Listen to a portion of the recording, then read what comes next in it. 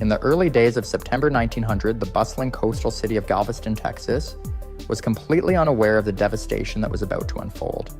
Known as the Wall Street of the Southwest, Galveston was one of the wealthiest and most important ports in the United States.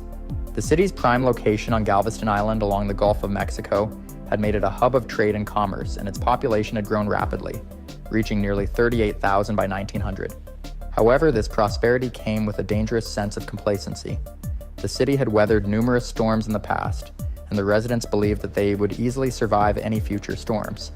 Even Isaac Klein, the head of the Weather Bureau's Galveston office, famously wrote in an 1891 article that it would be impossible for a hurricane of significant strength to strike the island. But all of that changed on September 8, 1900, when the Great Galveston Hurricane made landfall. This storm, later known as the deadliest natural disaster in United States history, would go on to claim the lives of an estimated 8,000 people, with some reports suggesting that the number could be as high as 12,000.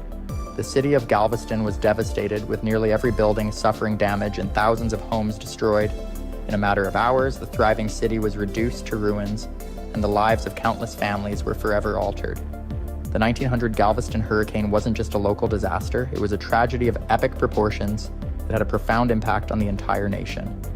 The storm ended Galveston's golden era as potential investors turned to nearby Houston, fearful of future hurricanes.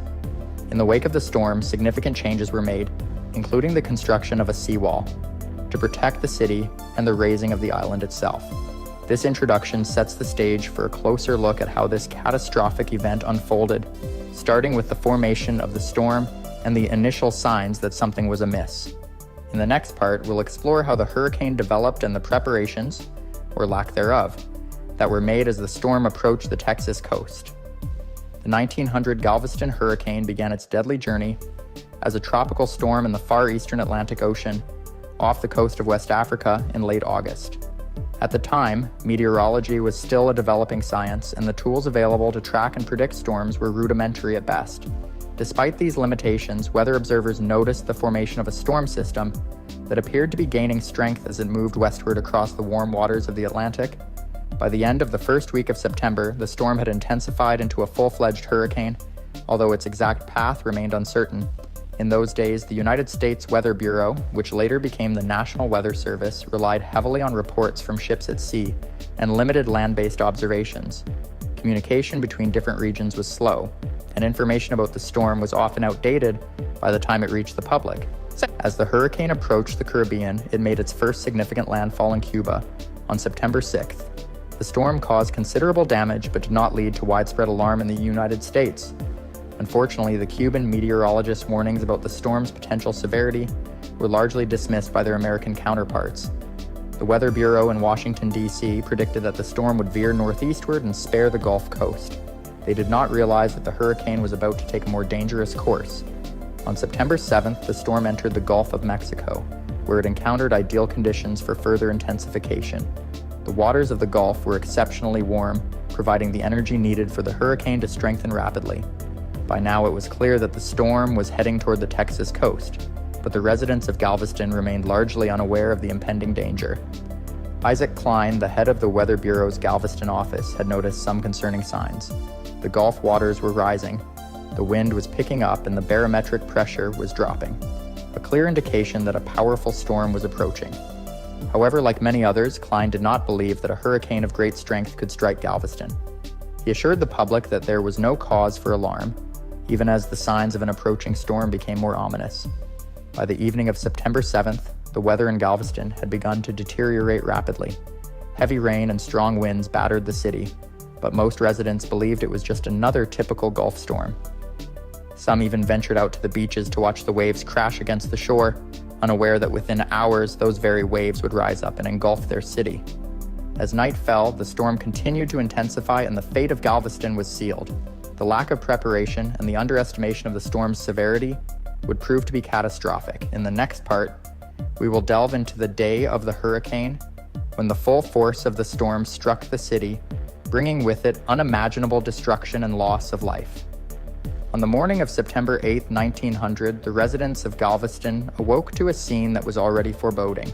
The winds had grown stronger overnight, whipping through the streets with increasing ferocity.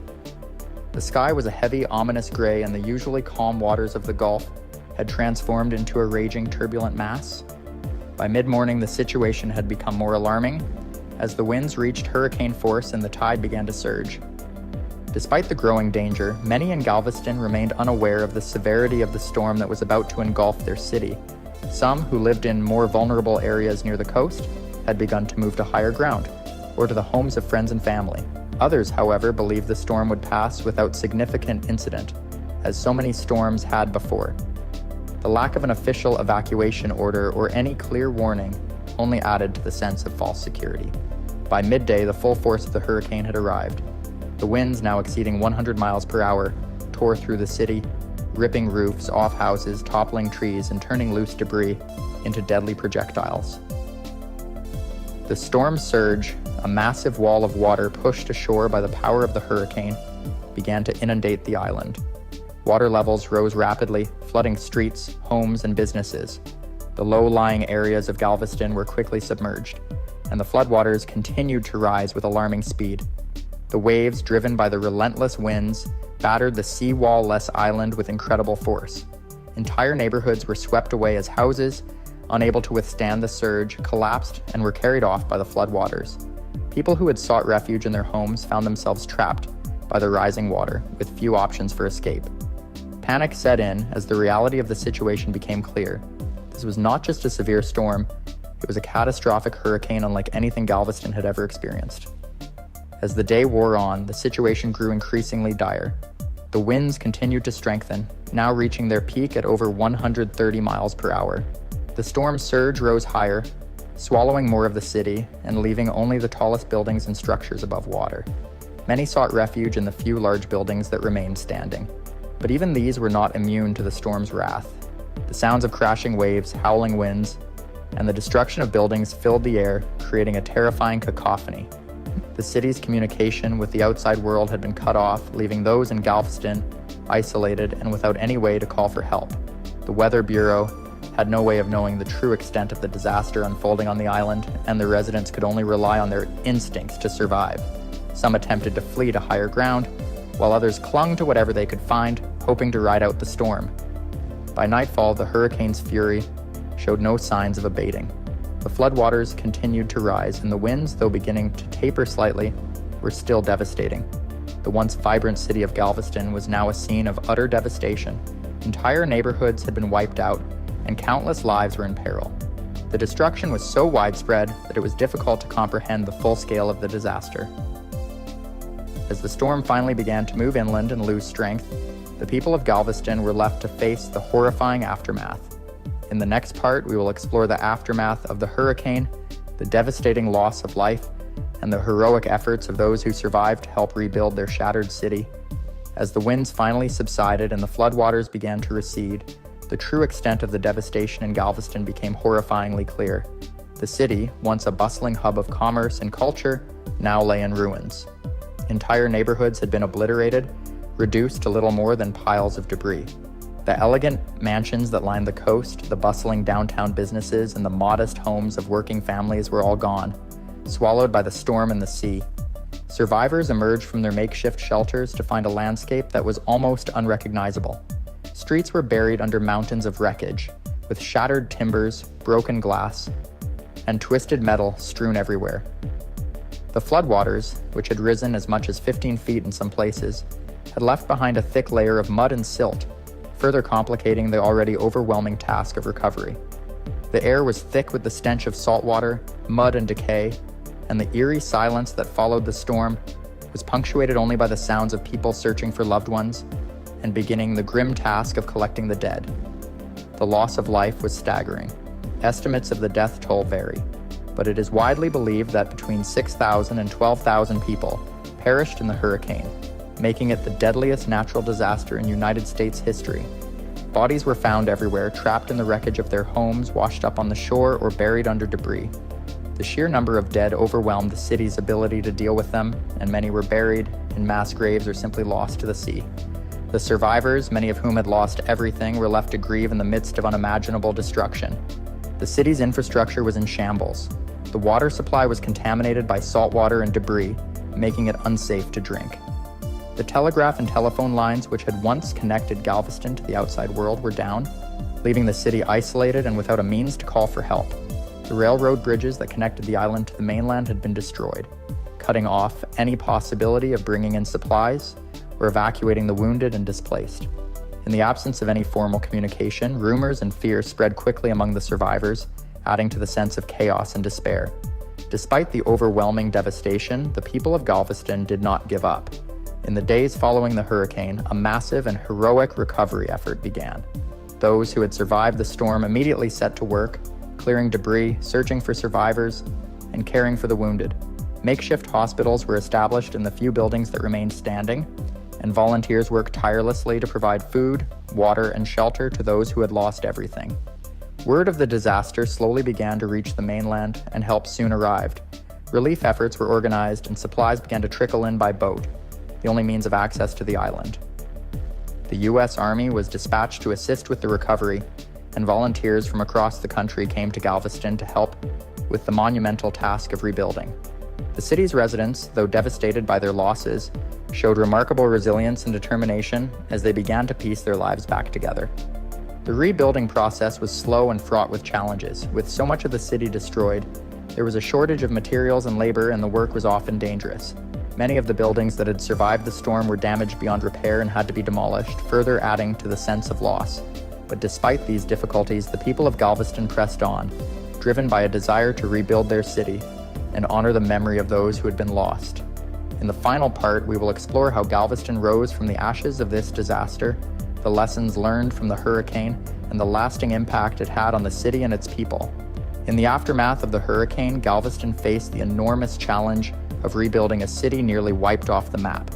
The task was daunting, but the people of Galveston were determined to restore their home. The process began with clearing the massive amounts of debris that littered the island. This was no small feat, as the storm had left behind mountains of rubble, tangled with remnants of homes, businesses, and lives that had been lost. Volunteers, military personnel, and the remaining residents worked tirelessly to clear the streets and begin the long process of reconstruction. Now, one of the most significant and ambitious projects undertaken was the raising of the entire city. Engineers proposed elevating Galveston to protect it from future storms, a project that was both unprecedented and monumental in scope. Buildings were jacked up, sometimes as much as 17 feet, and sand and dirt were pumped in to fill the space below.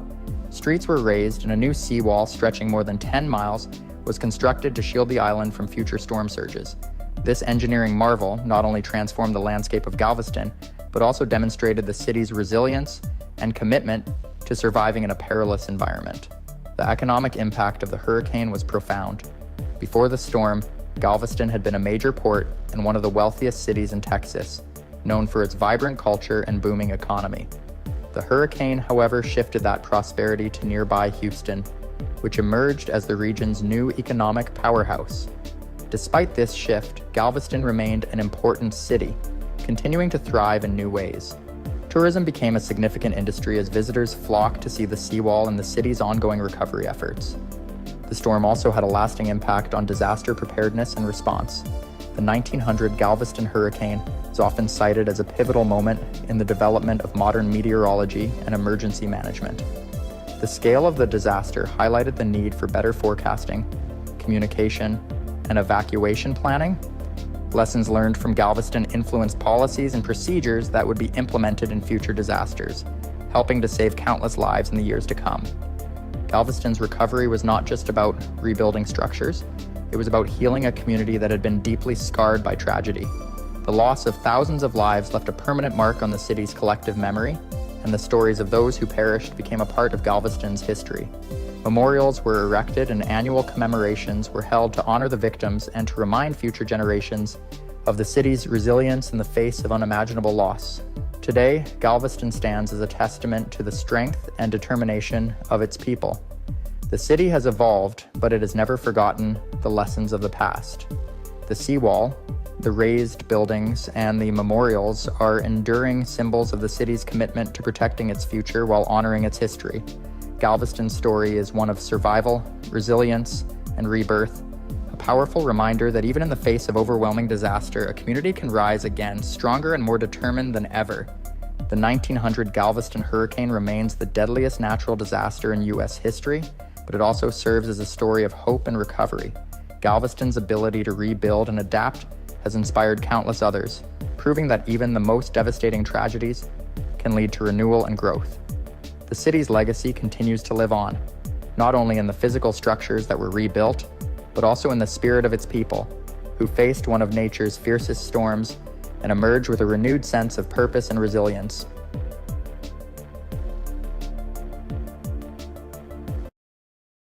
The 1964 Alaska Earthquake, also known as the Great Alaskan Earthquake or the Good Friday Earthquake, was a devastating natural disaster that struck Alaska on the evening of March 27, 1964. The quake occurred at 5:36 p.m. Alaska Standard Time and is remembered as one of the most powerful earthquakes ever recorded. With a magnitude of 9.2, it remains the largest earthquake in North American history and the second largest globally since modern seismography began in 1900. This disaster took place in the south-central region of Alaska, affecting numerous cities and towns, including Anchorage, Seward, and Valdez. It lasted for nearly 4.5 minutes, but the destruction that followed was catastrophic. Massive ground fissures, landslides, and collapsing buildings wreaked havoc on the area, while a series of deadly tsunamis triggered by the quake caused further devastation along the Alaskan coastline and beyond. The backstory to this earthquake involves the slow but immense pressure that had built up between two tectonic plates, the Pacific Plate and the North American Plate. Over centuries, these plates had been pushing against each other, creating enormous stress deep beneath the Earth's surface. When that pressure finally released on that Good Friday in 1964, the impact was felt far and wide, not only in Alaska, but also in places as far away as Japan and California. In the days leading up to the quake, there were no clear signs or warnings. The people of Alaska, much like the rest of the world, were caught completely off guard when the Earth began to shake violently that evening. The Alaska Earthquake of 1964 was caused by the movement of the Pacific and North American tectonic plates. Alaska sits on the boundary between these two plates, which are part of the larger Pacific Ring of Fire, an area known for frequent seismic activity. For centuries, the Pacific Plate had been slowly pushing beneath the North American Plate in a process called subduction. As the plates moved, immense pressure built up where they met, and by March of 1964, that pressure was at its breaking point. On March 27th, the stress that had been accumulating beneath the Earth's crust was suddenly released, leading to the massive 9.2 magnitude earthquake. The rupture occurred about 15 miles below the surface, and it stretched across an area roughly 500 miles long and 125 miles wide. The force of the earthquake caused the ground to shake violently, and in some places, the land rose or sank by as much as 38 feet. In the first few moments of the quake, the ground motion was so intense that it made standing or walking impossible for anyone caught outside. Buildings swayed, roads cracked, and entire neighborhoods shifted as the ground beneath them heaved. As the earthquake continued for more than 4 minutes, it became clear that this was no ordinary tremor. People across Alaska were experiencing a catastrophe unlike anything they had ever seen. While the shaking was terrifying, the real damage was still to come. In the hours following the earthquake, massive aftershocks, some of them as strong as magnitude 7, continued to rattle the region, deepening the destruction. The impact of the 1964 Alaska earthquake on cities and towns was nothing short of catastrophic. Anchorage, Alaska's largest city, was hit particularly hard. Buildings that had once stood tall crumbled under the force of the earthquake. Entire sections of the city were leveled as the ground split open and buckled. In some neighborhoods, houses were ripped apart as the land beneath them shifted dramatically. The city's downtown area saw significant damage, with large structures collapsing and streets becoming impassable due to deep cracks and fissures. Seward, a small town located near the epicenter, experienced unimaginable devastation. The earthquake triggered landslides that tore through the town, and within minutes, fires broke out as fuel tanks exploded. But the worst was yet to come. Minutes after the earthquake, a massive tsunami hit the town, washing away buildings, docks, and everything in its path. The water surged through the streets, dragging debris and leaving a trail of destruction.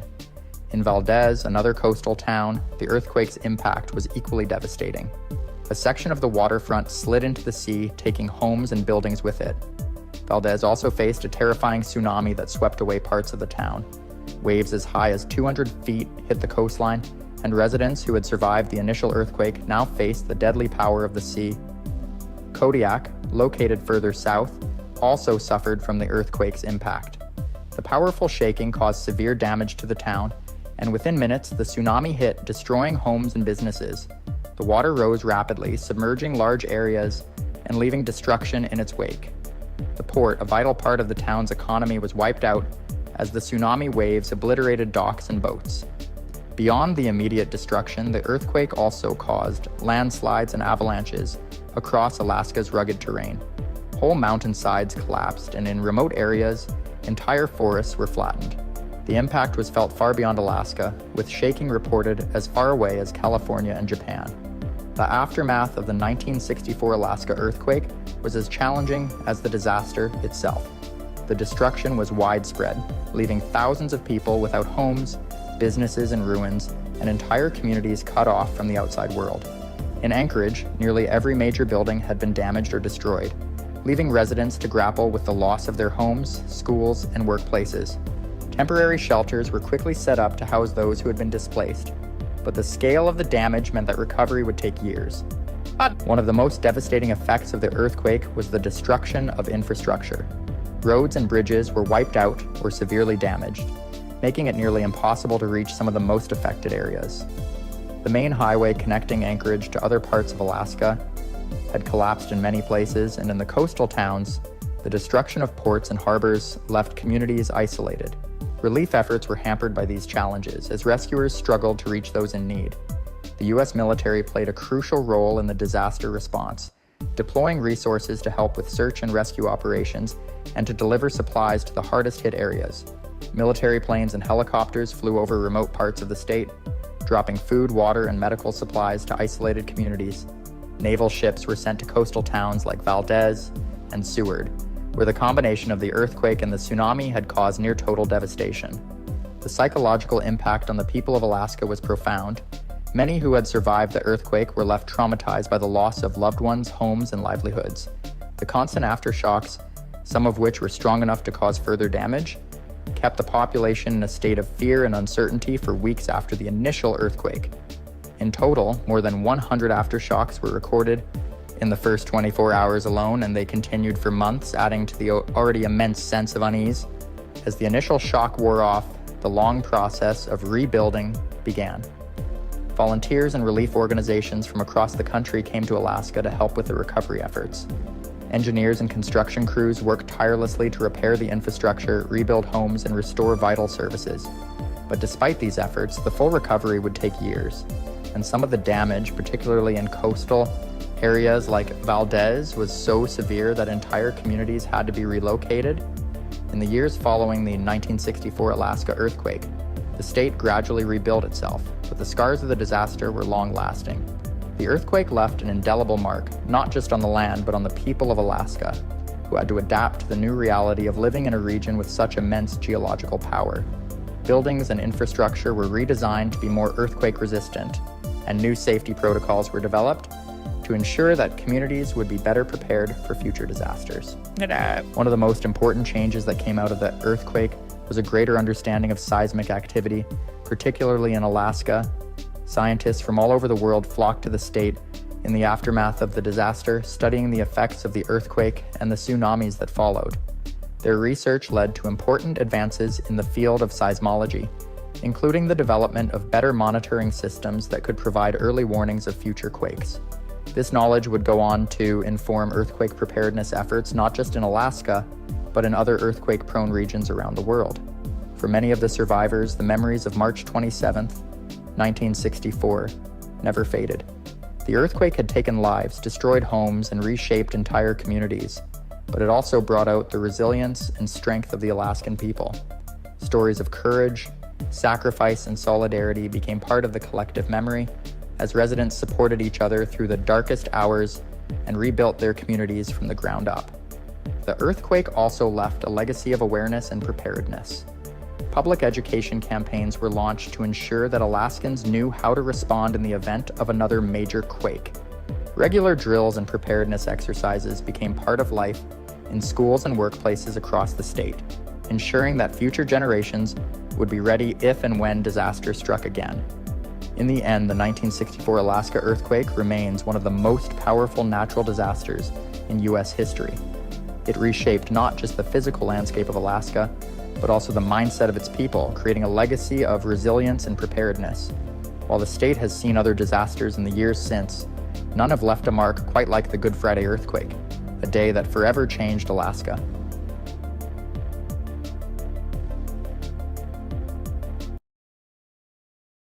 Today, we'll take you through the story of one of the most devastating hurricanes in U.S. history. Hurricane Katrina struck the Gulf Coast in late August 2005, causing widespread destruction, especially in New Orleans and its surrounding areas.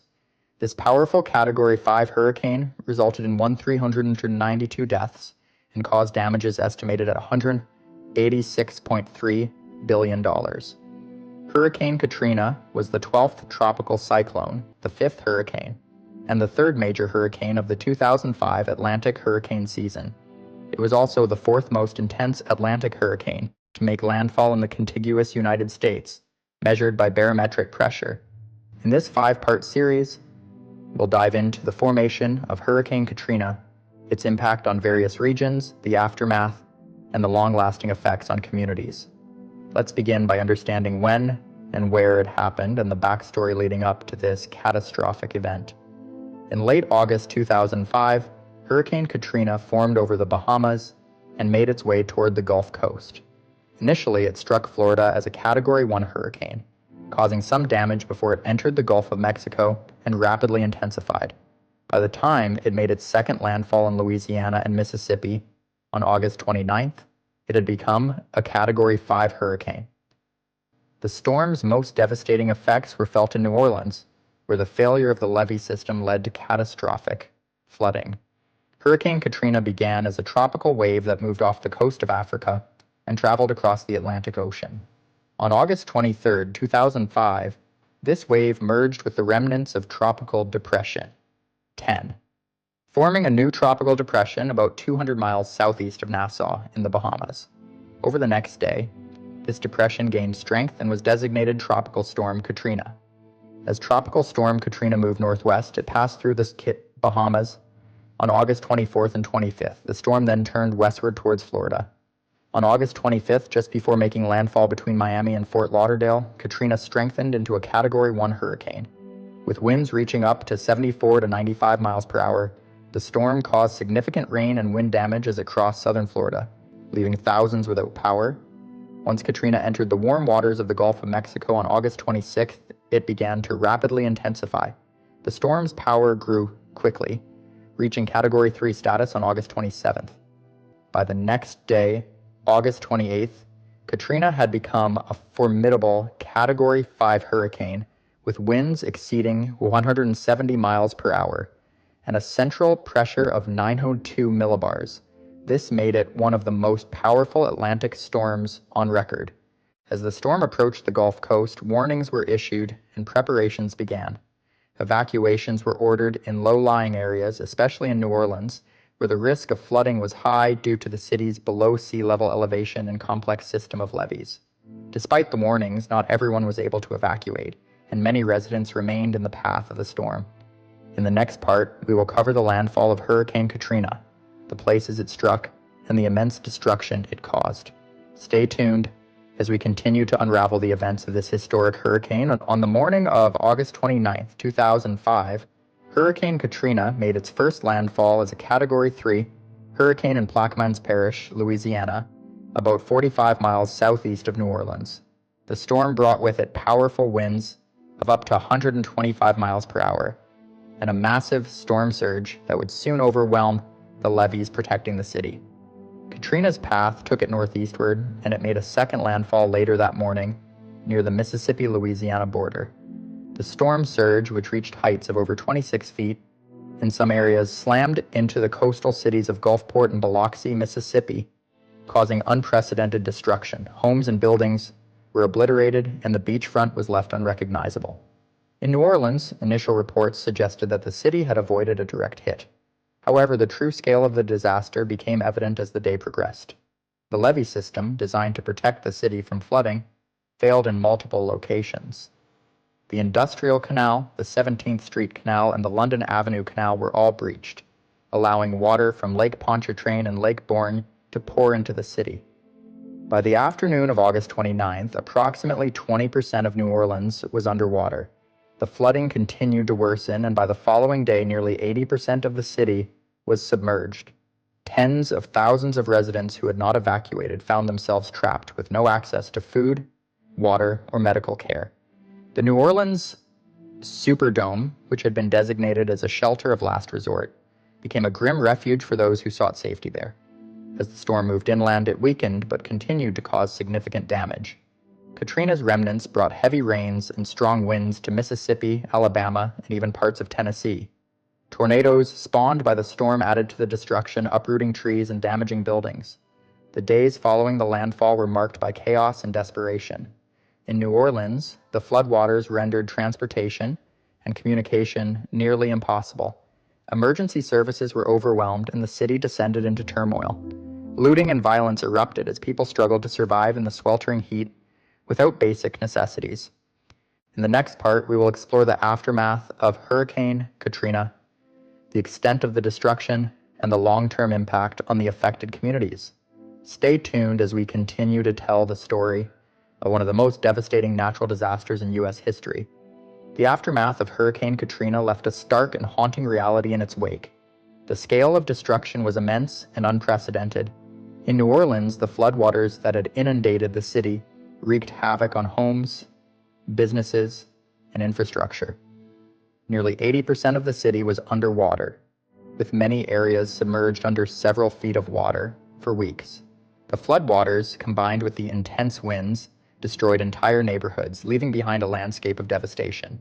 Beyond New Orleans to the Gulf Coast, where the cities of Gulfport and Biloxi in Mississippi faced catastrophic damage. The storm surge here reached heights of up to 28 feet, which was the highest recorded during Katrina. Coastal resorts, homes, and businesses were obliterated. In these areas, the storm surge and accompanying waves combined to leave virtually no structures standing along the beachfront. The impact on the residents was equally devastating. Many who had survived the initial impact of the storm found themselves grappling with a new crisis: a severe shortage of food, water, and medical supplies. The floodwaters had rendered roads impassable and cut off access to many of the city's vital resources. The situation was exacerbated by the sweltering heat and lack of sanitation, which created health hazards and led to a public health emergency. The chaos in the city was compounded by a breakdown in communication and emergency services. With local agencies and facilities submerged and inoperative, the response from first responders was severely hampered. Many residents were left stranded in the flooded areas, waiting for rescue efforts that were slow to materialize due to the scale of the disaster. The response from the federal government and other agencies began to take shape as the days passed. The National Guard, along with local and federal officials, worked to provide aid and begin the process of rebuilding. However, the challenges were immense. The slow and often criticized response to the disaster highlighted significant issues in disaster preparedness and response at all levels of government. In the next part, we'll delve into the long-term consequences of Hurricane Katrina, the efforts to rebuild, and the ongoing impact on the affected communities. Stay tuned as we continue to explore the aftermath of one of the most devastating hurricanes in American history. Hurricane Katrina's legacy is one of profound devastation and enduring change. The storm's aftermath revealed critical flaws in disaster preparedness and response systems, prompting significant reforms and ongoing debates about how to handle such massive emergencies. In the years following Katrina, efforts to rebuild and recover from the disaster were immense.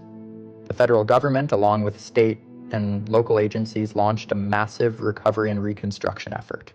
Funds were allocated to repair and strengthen the levee systems, with the aim of preventing future failures.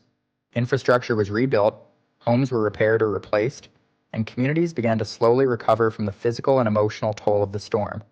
The recovery process was long and challenging. Many residents who had fled during the storm faced difficulties returning to their homes, and some never came back.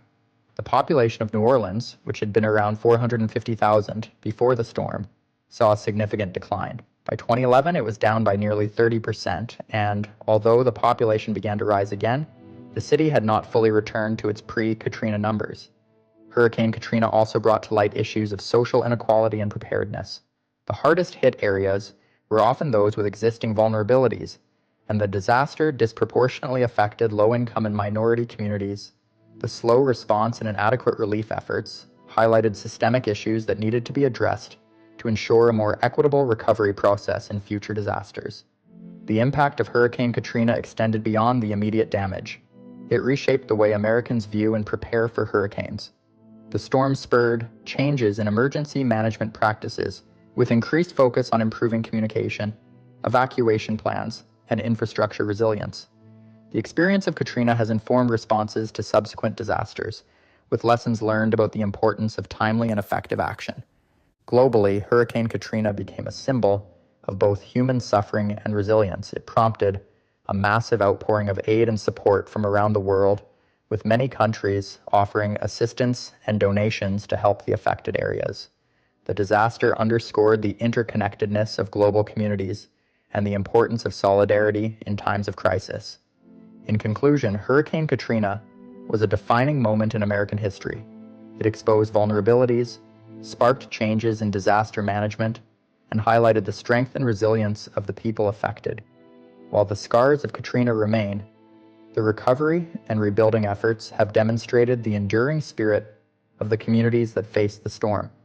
The story of Hurricane Katrina is a reminder of the power of nature, the importance of preparedness, and the strength of human determination in the face of adversity.